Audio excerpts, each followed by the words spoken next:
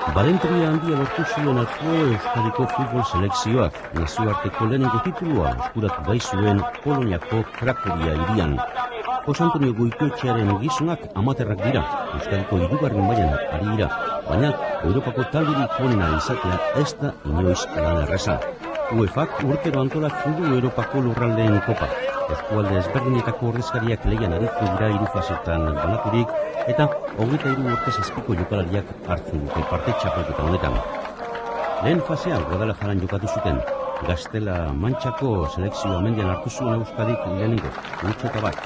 Gero, Aragoiko selekzioari irabazi zion 1-2. Bi emaitza horiek Larrojasen hurrengo fasea jokatzeko aukera eman zion. Murtzia 4-1 aspiratu zuten euskaldunek, eta Asturiasko taldea 3-1. Hurrengo urratsa Frantzian, Pas-de-Calais eskualdean, ipar-iparrean. Etxeko taldeari 8-3 irabazi zioten aurreneko partidan. Belgikako kenpenek lan gehiago eman zien Jose Antonio Goikoetxearen mutilei. Bana amaitu baizen partida. Azken aurketan, Eskoziako taldea 5-8 gipoitu zuten euskaldunek. Hala lortu zuten Krakoviako azken fasea jokatzeko txartela. Polonian izan dira aurreko asteburu azkerostik. Igandean ekin zioten tituluaren bideari. Lehenengo Ukrainako Kajovka Hetso taldea 4-1 hartu zuten mendean. Iragan asteartean Erromaniako Dacia aspiratu zuten 2-1. Lau taldez osatutako bi multzo ziren lehian, eta multzo bakoitzeko garaileak finalera. Hirugarren partida jokatu horretik, bi garaipenekin, Euskadi finalerako sailkatua zegoen. Irlandako Errepublikaren aurkako porrotak hortaz ez zuen eraginik izan. Beste multzoan Bulgariako Sofia taldea gailendu zen. Finala, atzo arratsalen jokatu zen Prosovicen. 350 lagun inguru bildu ziren UEFako eskualdeen arteko finala gertutik jarraitzeko.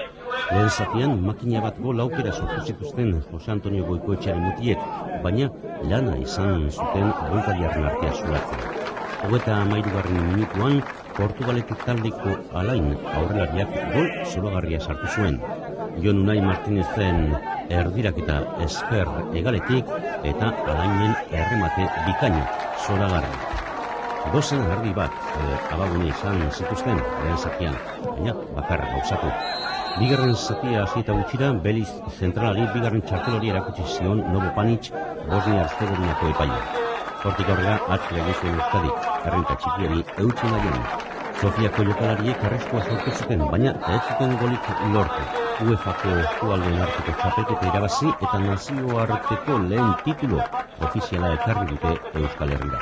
Begibistan dituzue Europako txapeldun berria.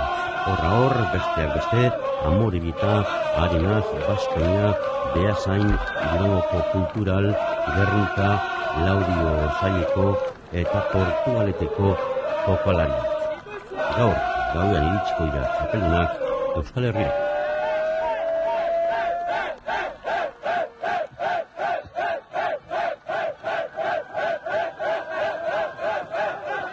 Iritsiko dira txapeldunak Euskal Herrira.